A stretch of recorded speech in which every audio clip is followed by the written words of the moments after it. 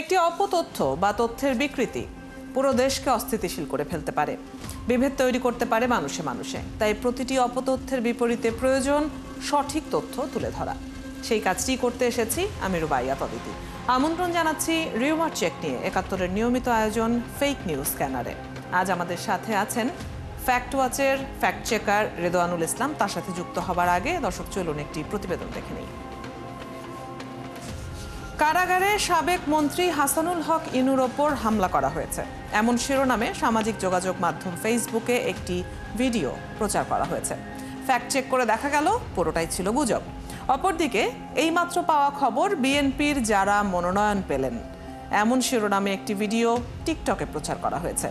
জানা গেল এটাও ছিল গুজব। দর্শক চলুন কয়েকটি ফ্যাক্ট চেক দেখে নিই। কারাগারে সাবেক মন্ত্রী হাসানুল হক ইনুর ওপর হামলা করা হয়েছে, এমন শিরোনামে সামাজিক যোগাযোগ মাধ্যম ফেসবুকে একটি ভিডিও প্রচার করা হয়েছে। রিউমার স্ক্যানার টিমের অনুসন্ধানে দেখা যায় হাসানুল হক ইনুর ওপর হামলার ভিডিওটি সাম্প্রতিক সময়ের নয় এবং কারাগারের ভেতরে ধারণকৃতও নয়। প্রকৃতপক্ষে 2013 সালে লন্ডনের এটিএন বাংলার অফিসে হাসানুল হক ইনুর ওপর হওয়া হামলার ভিডিওকে আলোচিত দাবিতে প্রচার করা হয়েছে। অপরদিকে এইমাত্র পাওয়া খবর, বিএনপির যারা মনোনয়ন পেলেন, এই শিরোনামে একটি ভিডিও টিকটকে প্রচার করা হয়েছে। মুহূর্তে তা ভাইরাল। পরে ফ্যাক্ট চেক প্রতিষ্ঠান রিউমার স্ক্যানার জানায়, বিএনপির মনোনয়ন সংক্রান্ত আলোচিত ভিডিওটি সাম্প্রতিক সময়ের নয়, বরং 6 বছর পুরনো। ত্রয়োদশ জাতীয় সংসদ নির্বাচনকে সামনে রেখে পুরনো ওই ভিডিও ইন্টারনেটে ছড়ানো হচ্ছে। এদিকে শেখ হাসিনা কন্যা সায়মা ওয়াজেদ পুতুল দেশে ফিরে রাজনীতিতে যোগ দিয়ে আওয়ামী লীগের দায়িত্ব গ্রহণ করবেন জানিয়ে একটি ভিডিও বার্তা প্রচার করেছেন। এমন দাবিতে সামাজিক যোগাযোগ মাধ্যমগুলোতে একটি ভিডিও ছড়িয়ে দেওয়া হয়েছে। পরে অনুসন্ধানে দেখা যায়, সায়মা ওয়াজেদ পুতুলের পুরনো একটি ছবি ব্যবহার করে কৃত্রিম বুদ্ধিমত্তার সহায়তায় ভিডিও তৈরি করে আলোচিত দাবিটি প্রচার করা হয়েছে। এখানেই শেষ নয়। সামাজিক মাধ্যম ফেসবুকে একটি বিক্ষোভ মিছিলের ভিডিও শেয়ার করে বলা হচ্ছে, এই মুহূর্তে উত্তাল ঢাকা বিশ্ববিদ্যালয়, গৃহযুদ্ধের দ্বারপ্রান্তে দেশ। ফ্যাক্ট চেক প্রতিষ্ঠান বুম বাংলাদেশ যাচাই করে দেখেছে, আলোচ্য ভিডিওটি ঢাকা বিশ্ববিদ্যালয়ে ধারণ করা হয়নি। গত আগস্ট মাসে ইন্দোনেশিয়ায় পুলিশের গাড়ির নিচে চাপা পড়ে আফফান কুর্নিয়া ওয়ান নামে একজন অনলাইন পণ্য ডেলিভারি ম্যান নিহত হন। এই ঘটনাকে কেন্দ্র করে দেশটির রাজধানী জাকার্তায় বিক্ষোভ মিছিল ও আন্দোলন চলাকালে আলোচ্য ভিডিওটি ধারণ করা হয়। দর্শক, আজকের অপতথ্যগুলোর ধরন বিশ্লেষণ করে দেখা গেল, সর্বোচ্চ নিখুঁতভাবে ব্যবহার হচ্ছে কৃত্রিম বুদ্ধিমত্তা বা এআই প্রযুক্তি। ফেসবুকের পাশাপাশি একাধিক সামাজিক যোগাযোগ মাধ্যমে ছড়িয়ে দেওয়া হচ্ছে। পুরনো ভিডিও সাম্প্রতিক বলে প্রচার হচ্ছে। রুবাইয়াত অদিতি, একাত্তর। দর্শক, আগেই জানিয়েছি আমাদের সাথে আজ ফ্যাক্ট ওয়াচের ফ্যাক্ট চেকার রেদওয়ানুল ইসলাম যুক্ত আছেন। চলুন তার সাথে আলাপে চলে যাই। আমরা প্রতিদিনই কিছু না কিছু রিউমার ভাইরাল হতে দেখি। কিছু হয়তো আসলে সেভাবে ছড়ায় না, কিন্তু তৈরি করা হয় বিভিন্ন প্রোপাগান্ডা সামনে রেখে। একটু জেনে নিতে চাই যে কেন এমন হয় যে অপতথ্যগুলো, মানে গুজবগুলো বেশি রিচ হয়, বেশি স্প্রেড করে। আমরা অনেক সময় দেখি যে সেটার যখন কারেকশন দেয়া হয়, সেটা আসলে ওভাবে মানুষের কাছে পৌঁছায় না। এমনটা কেন হয়? আচ্ছা, এমনটা কেন হয়? আসলে এটার পিছনে কাজ করে হচ্ছে আপনার ফেসবুকে বা অন্যান্য যেসব সোশ্যাল মিডিয়া প্ল্যাটফর্মগুলো আছে, সেগুলো হচ্ছে অ্যালগোরিদমের একটা ব্যাপার এখানে কাজ করে। ধরেন মানুষ আসলে এই মানুষের বায়াসনেসের একটা ব্যাপার এখানে আছে। মানুষ আসলে কোনটা জানতে চায়, কোনটা দেখতে চায়, যেটা তার পক্ষে যায়, যেটা তার মতের সাথে যায় কিংবা চিন্তার সাথে যায়, ওই জিনিসগুলো আসলে মানুষ বেশি দেখতে চায়। এবং ওই অনুযায়ী যখন আমি আমার অ্যালগোরিদমটাকে সাজাবো বা আমি আমার অ্যাকাউন্টটাকে, আমার প্রোফাইলটাকে সাজাই বা আমার চয়েস লিস্টটাকে সাজাই, তখন স্বাভাবিকভাবে হচ্ছে ওই ধরনের কন্টেন্টগুলো আমার কাছে বেশি আসে। এবং এবং যেটা আমার পছন্দ না সেটা হচ্ছে আমি স্বাভাবিকভাবে দেখতে চাইবো না, বা আমি চাইবো না এমন জিনিস আমার কাছে আসুক। তো এই জায়গা থেকে আসলে দেখা যায় হচ্ছে এই যে গুজব বা যে মিস ইনফরমেশন বা বলি যেগুলো হচ্ছে খুব বেশি ভাইরাল হচ্ছে, এর পিছনে কারণ আসলে যে ওই আহ, আহ, প্রথমত হচ্ছে অ্যালগোরিদম, আর দ্বিতীয়ত হচ্ছে বায়াসনেস আর কি। ধরেন কোনো একটা গুজব আমার সামনে আসলো, এমন কিছু একটা আসলো যেটা আসলে গুজব, কিন্তু ওটা আমার মতের সাথে যায়, আমার চিন্তা ভাবনার সাথে যায়, আমি ওটা শেয়ার করে দিচ্ছি। কিন্তু যখন একই বিষয়ের একটা ডিবাং করা কোনো কিছু আমার কাছে আসলো, এটা আমার মতের সাথে যেহেতু যায় না, আমি এটা স্কিপ, আমি যখন এটা স্কিপ করতেছি, এমন কন্টেন্ট সামনে যখন আবার আমার কাছে আসবে, আমার কাছে আসার সম্ভাবনা কিন্তু আমি কমিয়ে দিচ্ছি।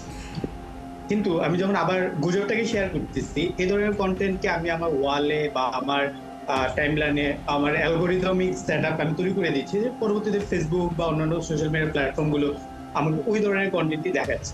এবং এই কারণে আসলে হচ্ছে আপনার এই যে গুজব বলি বা মিস ইনফরমেশন বা প্রোপাগান্ডা, এগুলো আসলে ভাইরালিটি বেড়ে যায়।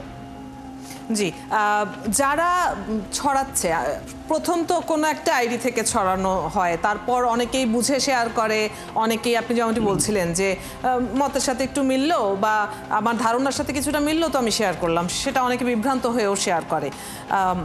কারা আসলে পরিকল্পনার অংশ হিসেবে শেয়ার করছে, বা এটা কোনো জোটবদ্ধ হয়ে কিছু আইডি থেকে নিয়মিত করা হচ্ছে কিনা, বা প্রথম কোন আইডিটা থেকে জেনারেট করা হয়েছে, এগুলো কি আসলে সহজে চিহ্নিত করা সম্ভব হয়?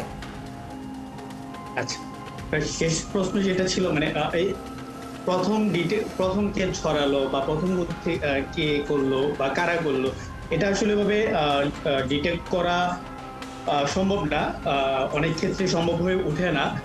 কারণ হচ্ছে আপনি হয়তো জেনে থাকবেন, ফেসবুকে যে মনিটরিং সিস্টেমের ছিল আগে, বেশ কিছুদিন আগে আমরা খুব সহজেই ফেসবুকের কন্টেন্ট মনিটরিং করতে পারতাম, কিন্তু দিনে দিনে আসলে ফেসবুক এই জিনিসগুলো হচ্ছে কঠিন করে তুলতেছে।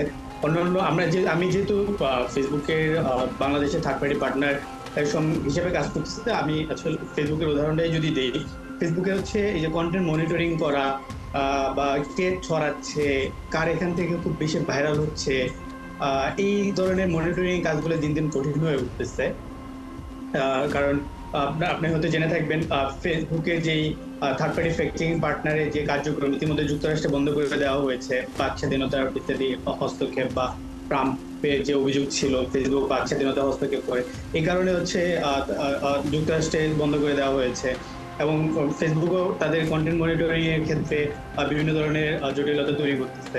তো এই কারণে আসলে কে প্রথম ছড়াচ্ছে সেটা যেমন ডিটেক্ট করা যায় না। আবার এই গুজবগুলো যখন আসে, তখন ধরেন কেউ একজন ছড়ালো, কিন্তু এদের মধ্যে একটা গোষ্ঠীবদ্ধ চক্র আছে যারা আসলে এই গুজবটাকে আপনার মেইন স্ট্রিম মানে সোশ্যাল মিডিয়া স্ট্রিমে নিয়ে আসার জন্য কাজটা করে থাকে। যেমন ধরেন কারো অনেক ফলোয়ার আছে, বা সে হচ্ছে কোনো একটা পার্টির কোনো একটা মতের অ্যাক্টিভিস্ট হিসেবে কাজ করতেছে, সে হচ্ছে সে গুজবটা বাজারে সোশ্যাল মিডিয়ায় নিয়ে আসতেছে, এবং দেখা যায় যেহেতু তার ফলোয়ার বেস অনেক বেশি, ওইখান থেকে হচ্ছে ধীরে ধীরে এটা ছড়ায় পড়তেছে।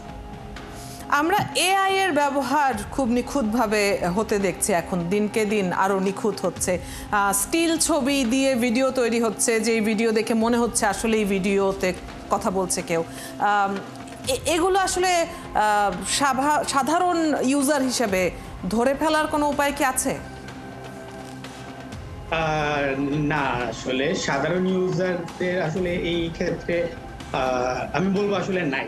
কারণ এআই এত বেশি বাস্তব হয়ে উঠতেছে যে আপনি ধরেন যার সোশ্যাল মিডিয়া লিটারেসি কম, বা কেবল বিনোদনের উদ্দেশ্যে সে ফেসবুক চালাচ্ছে বা অন্যান্য সোশ্যাল মিডিয়া প্ল্যাটফর্মগুলো চালাচ্ছে, তার পক্ষে আসলে এই ধরনের ভিডিও গুলো ধরে ফেলা ধীরে ধীরে কঠিন হয়ে উঠতেছে, এবং সামনে আরো কঠিন হয়ে উঠবে।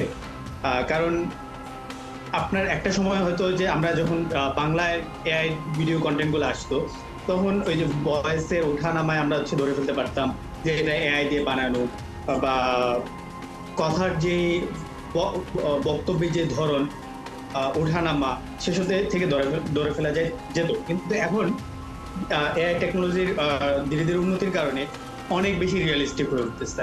এখন আপনার এআই দিয়ে আঞ্চলিক ভাষায় কথা বলানো যাচ্ছে, হ্যাঁ, একদম শুদ্ধ বাংলা ভাষায় কথা বলানো যাচ্ছে, মানে যেটা শুনে আপাতত মনে হবে না যে এটা এআই দিয়ে তৈরি।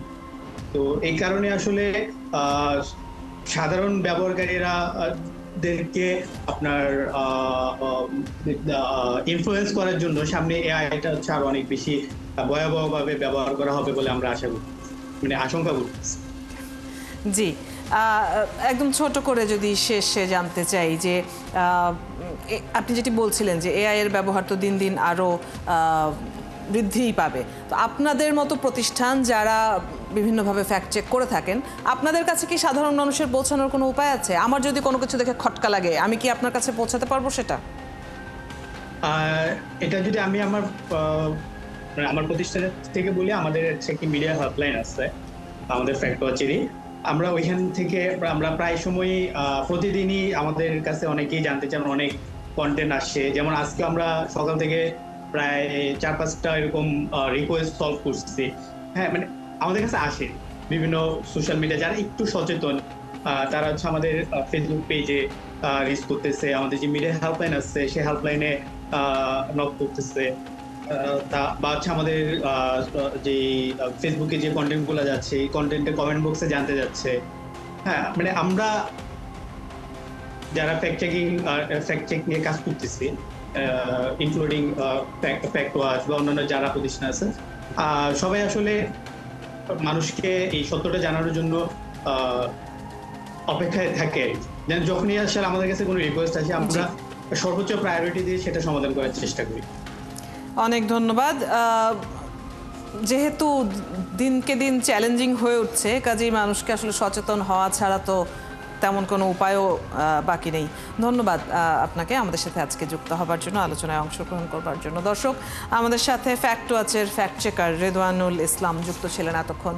আপনারা আছেন ফ্যাক্ট চেক নিয়ে ৭১-এর নিয়মিত আয়োজন ফেক নিউজ স্ক্যানারে। প্রতিদিন আমরা রিউমার দূর করতে হাজির হব ঠিক একই সময়ে, একইভাবে। আপনারাও যুক্ত হতে পারেন। যে কোনো খবর যদি আপনাকে সংশয়ে ফেলে, সেটির একটি স্ক্রিনশট আমাদেরকে মেইল করতে পারেন fns.71tv@gmail.com, অথবা ফেসবুকে যোগাযোগ করুন www.facebook/fakenewscanner। আমরা সেই তথ্যের ফ্যাক্ট চেক করে আপনাদের জানাবো। চটকদার শিরোনাম দেখেই ক্লিক করবেন না। বিশ্বাস আর প্রতিক্রিয়া জানানোর আগে ফ্যাক্ট চেক করুন। থাকুন ৭১-এর সাথে।